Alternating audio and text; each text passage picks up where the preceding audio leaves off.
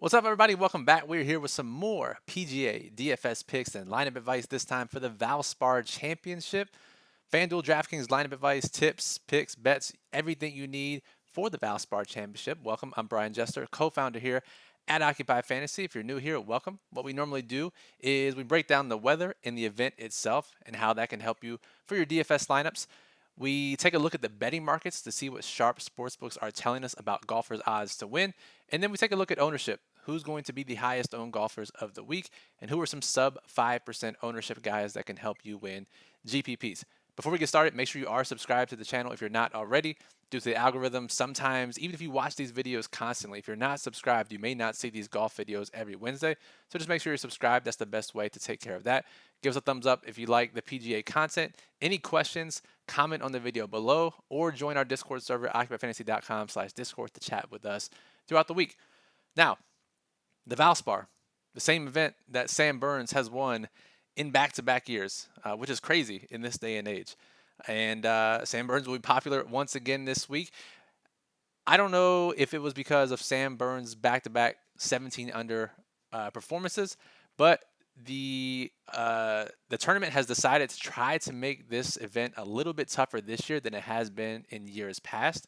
And if I bring up the daily plug at occupyfantasy.com, talk about the course layout and what is important for golfers to have success at this course. They actually have grown out the rough a little bit, close to an inch. They also made the rough closer to the greens, so it should be a little bit tougher test, and the wind is going to pick up pretty significantly throughout the week. Speaking of that, let's take a look at Wind Finder, our preferred weather source when it comes to wind in PGA events. This is the super forecast, and let's go down to Thursday when the event starts. And we actually see that 25-mile-per-hour gust for most of the morning on Thursday. And then it dies down pretty good Thursday afternoon. So, initial thought, especially for showdown contests, for day one, round one contests, Thursday afternoon golfers look to have a pretty significant edge. Now, if we go to Friday, kind of constant all day, maybe a little bit more gust in the morning, 25-mile-per-hour plus again, but still 20-mile-per-hour gust in the afternoon as well. Given this, I would likely say, as long as Friday looks like the golfers are in the same conditions for the most part, if you can get access to this sub 10-mile-per-hour, sub 5-mile-per-hour winds, the Thursday afternoon golfers, even in classic contests, look to have a pretty decent advantage. So if I was building one lineup or a couple lineups, I would probably look to favor those golfers more heavily. If I was building 50 lineups, 150 lineups, 20 lineups, hell, even if I was building 3 lineups, there is still some merit to building the opposite way in case the wind changes, because the wind changes every single week. God knows the PGA has delays every single round so far this season, and that could flip or change. And the wind could hit differently at different times, and a new wave advantage emerges. So what I would do if I was just making a couple lineups or I had conviction, I would play Thursday afternoon, Friday morning stacks, all 6 golfers from that wave. Now, maybe another subset of my lineups, I would flip that and play Thursday morning, Friday afternoon golfers and hope that something changes. And then maybe the other subset, the wind just affects everyone equally or relatively equally, and I build my lineups without the wind considerations. That's generally the best way to play these types of events. Again, as of now, and I'm recording this early Wednesday afternoon, the advantage looks like Thursday afternoon, Friday morning. But as we know, things can change. Be willing to build different subsets based on the different waves, because the wind will have a major impact this week. And even if we scroll down, let's look at the actual forecast instead of the super forecast, since it's just a couple days out. We see Saturday, same 20-mile-per-hour winds. Sunday, 20-mile-per-hour winds. So we're going to want guys who can thrive in these types of conditions. Should play a little tougher than usual. And it's no surprise that when we see this course itself, a lot of elevation changes, which is pretty dissimilar to other Florida golf courses. We've seen non-U.S. players have success at this event. Take out Sam Burns. You look at years before, we've had multi-winners from outside the United States. And if the wind picks up like this, that just favors guys even more that grew up UK, Northern Europe, Australia, South Africa, those types of places. And I think some of those players will be reflected in the line moves that we look at, as well as some of the ownership that we're seeing. So weather, pretty big deal this week. So let's keep that in mind. Let's go back to DraftKings. Now let's talk about the betting markets. Keegan Bradley has withdrawn early this morning on Wednesday, so that will certainly affect. It will have a ripple effect on the betting markets throughout the day. 9,400 was one of the favorites in the event. Naturally, all these other golfers will see their odds to win decrease a little bit, especially those right around Keegan Bradley. And one of those is Justin Rose, who meets our trifecta Sharp Sportsbook play. If you're new here, what we do is we take a look at all the Sharp Sportsbooks, we monitor them throughout the week, and we see which golfers' odds to win have improved at those sportsbooks. Sharp action is coming in on them. Those books are reacting accordingly. Generally, those are golfers we want to get into our lineups. 2 golfers this week have seen their odds to win cut at all of the Sharp Sportsbooks, which is a good thing for our DFS lineups. The first one is Sam Burns, which, as I wrote in the plug this week, if you're going to be the one to fade the guy that's won this event back-to-back times, and actually looked decent last week at the Players after some down events earlier in the season. I get it, but it's tough not to play Burns this week, especially with the trifecta Sharp Sportsbooks plays on his side.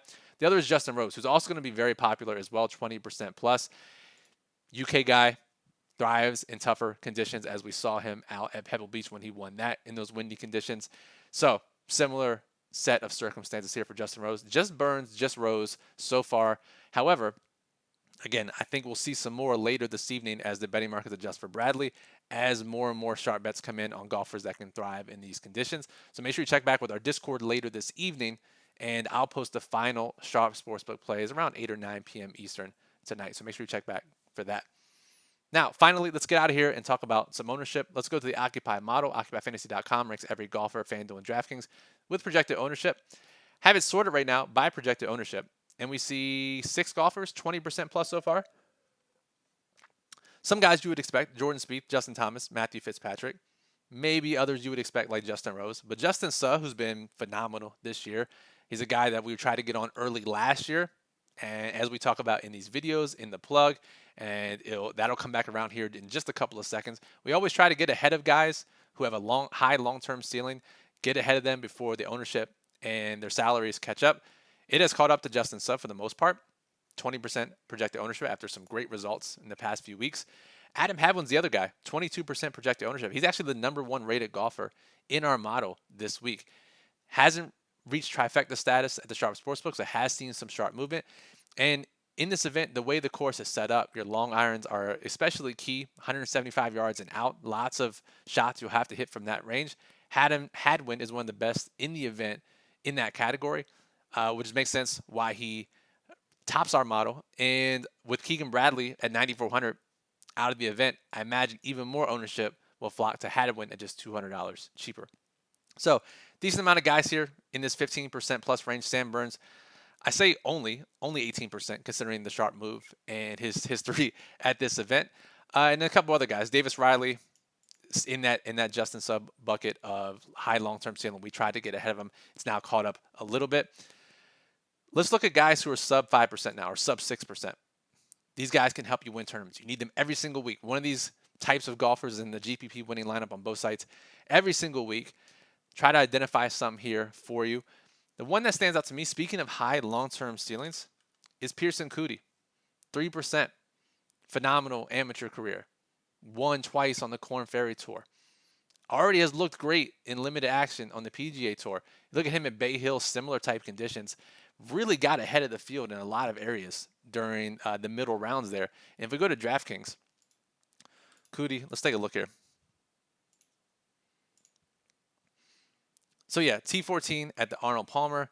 And then you look at the Panama Championship, which he won in February on the Korn Ferry Tour.